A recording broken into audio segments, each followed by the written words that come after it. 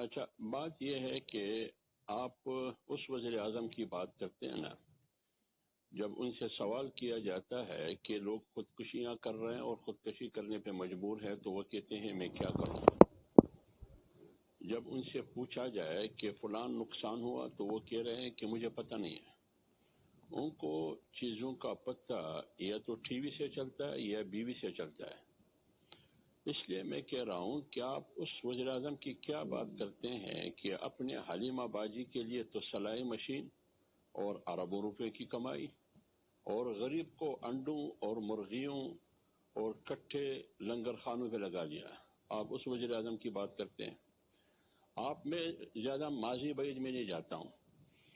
آپ خود دیکھیے، کل ٹرانسپیرنسی انٹرنیشنل رپورٹ ہے پاکستان. سر یہ جو ٹرانسپیرنسی انٹرنیشنل کی کرپشن کا ہے، یہ میرے دوسرے حصے میں آپ سے سوال ہے. میں تو ابھی یہ پوچھ رہا ہوں میں صرف ایک مثال دیتا ہوں. اچھا، مثال دے دیجیے. میں اس پہ کوئی تفصیل نہیں دیتا ہوں. میں صرف ایک مثال دیتا ہوں. آپ کو یاد ہوگا اس کے 2 اسٹیٹمنٹ آئے. کل جب یہ رپورٹ شائع ہوئی، میڈیا پر آئی، تو انہوں نے کہا اور اپوزیشن نے اس حکومت کے خلاف بیانات دینا شروع کیے کہ جو کرپشن کے خلاف علم بغاوت اٹھایا تھا وہ تو خود کرپٹ نکلا. وہ حکومت خود کرپٹ نکلی. جو خود کرپشن کے اپنے آپ کو بری ذمہ سمجھتے تھے وہ تو کرپشن کے سردار نکلے. 117 پر 120 ابھی 124 نمبر پہ آ گئے کرپشن میں. یعنی کرپشن میں افغانستان سے بھی آگے بڑھ گئے اتنی تیزی کے ساتھ. آج ان کا سٹیٹمنٹ ہے سائیوال میں انہوں نے کہا کہ میں نے تو پڑھا ہی نہیں ہے ٹرانسپیرنسی انٹرنیشنل کی جو رپورٹ ہے میں نے پڑھا ہی نہیں ہے. آپ اس وزیر اعظم کی بات کرتے ہیں. اب آئیے فارم فنڈنگ پہ. وہ کہتے ہیں کہ فارم فنڈنگ میں سب نے حساب دینا ہوگا، بشمول جمعیت علماء اسلام نے بھی حساب دینا ہوگا. ڈاکٹر صاحب وہ الیکشن کمیشن کو دباؤ میں لانا چاہتے ہیں، اس کو پریشرائز کرتے ہیں کہ اگر میرا فیصلہ کرنا ہے تو ساتھ ساتھ ان سب کا فیصلہ کرنا ہوگا.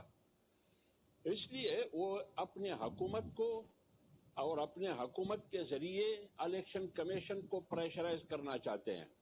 ہم حساب سے رائے قرار اختیار نہیں کرتے ہیں. احتساب سے الیکشن کمیشن سے 6 سال 3 مہینے 5 دن ہوئے ہیں یہ شخص فارم فنڈنگ کے حوالے سے تلاشی دینے کے لیے تیار نہیں ہے. میں ان کی اصول کی بات کرتا ہوں. میرا کوئی اصول نہیں ہے فرض کرے. میں ان کی اصول کی بات کرتا ہوں. جب پاناما لیکس ہوا، پاناما اسکینڈل آیا، تو انہوں نے نواز شریف کے بارے میں وزیر اعظم عمران خان نے کیا کہا؟ عمران خان نے کہا کہ ٹھیک ہے 400-500 کی پیرسٹ ہے پاناما اسکینڈل میں، لیکن چونکہ آپ وزیر اعظم ہیں سب سے پہلے تم نے حساب دینا ہے. لہذا آج وزیر اعظم کہتے ہیں تو 6 سال سے تم کیوں مفرور ہو، تلاشی کیوں نہیں دے رہے ہو؟ اگر آپ نے چوری نہیں کیا ہے، اگر آپ نے کوئی ممنوعہ فنڈ آپ کے پاس نہیں آیا ہے آپ کے پارٹی کے ہاں، تو پھر آپ کیوں کبھی ایک کوٹ کبھی دوسرے کوٹ کے پیچھے چھپنے کی کوشش کرتے ہو؟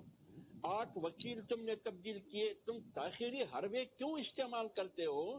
کیوں تلاشی دینے کے لیے تیار نہیں ہے؟ پھر یہ کیوں کہتے ہو کہ سب کا ہونا چاہیے؟ الیکشن کمیشن تمام جماعتوں کی فارم فنڈنگ کا حساب کتاب لگائیے.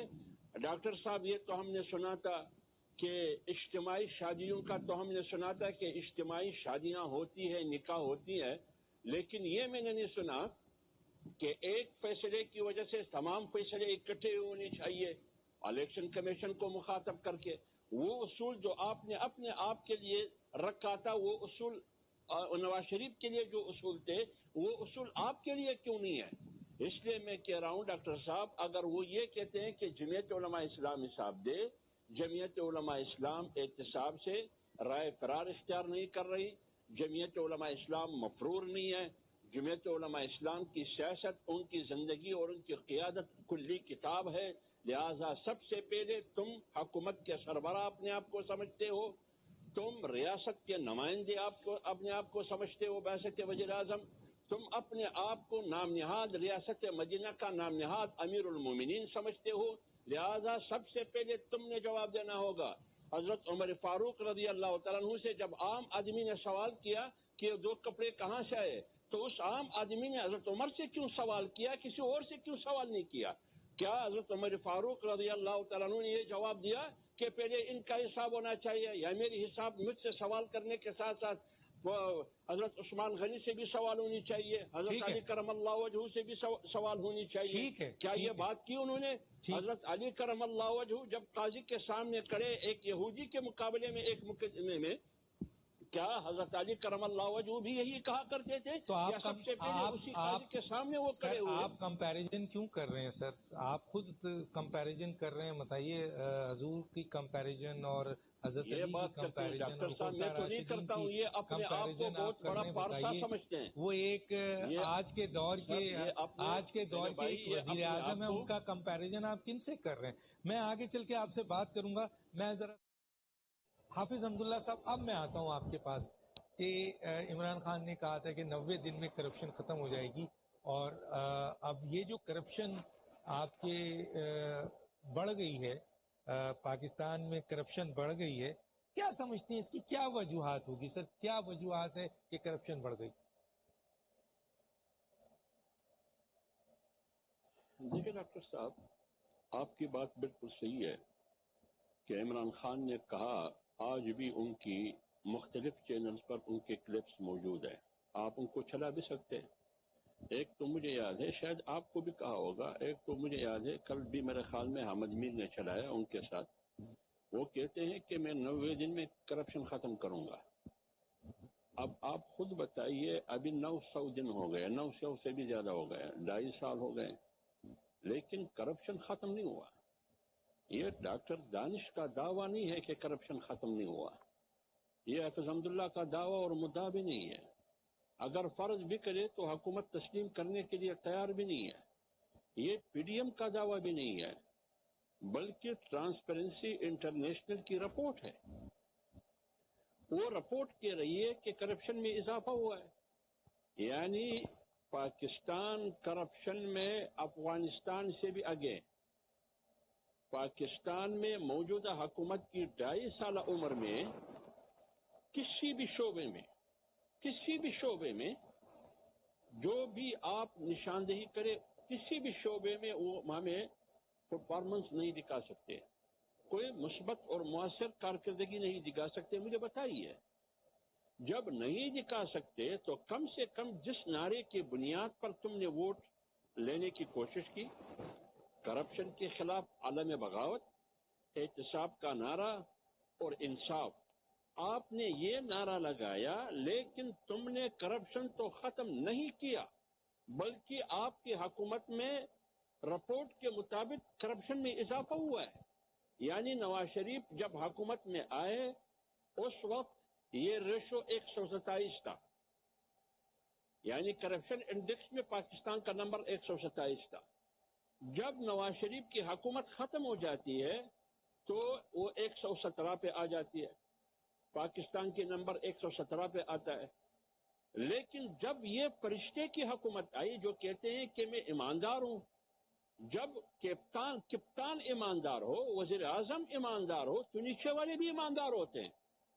اس کا مطلب یہ ہے کہ اگر نیچے والے ایماندار نہ ہو تو اوپر والا بھی ایماندار نہیں ہو سکتا, یا اوپر والا ایماندار نہ ہو تو نیچے والے بھی ایماندار نہیں ہو سکتے. ابھی آپ مجھے بتائیں, آٹا چور کہاں بیٹھا ہے, چینی چور کہاں ہے, LNG کی چور کہاں ہے, دوائی کی چور کہاں ہے؟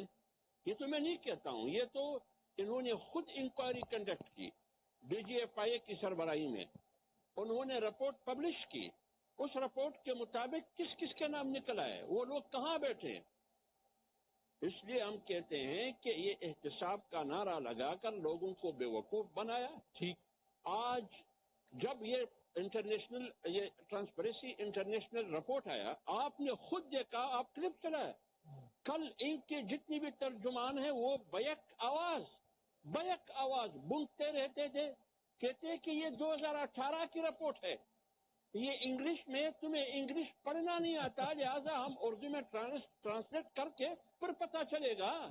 اور خود PTI کی وزیر اعظم نے بھی کہا اس نے بھی کہا کہ یہ 2018 کی ہے. ڈاکٹر صاحب آپ بتائیے یہ 2018 کی ہے. ٹھیک ہے، وہ بتا دیا 2019 اور 20 کی وہ بتا دیا ٹرانسپیرنسی انٹرنیشنل نے ان کو شٹ اپ کال دے دی ہے. میں ذرا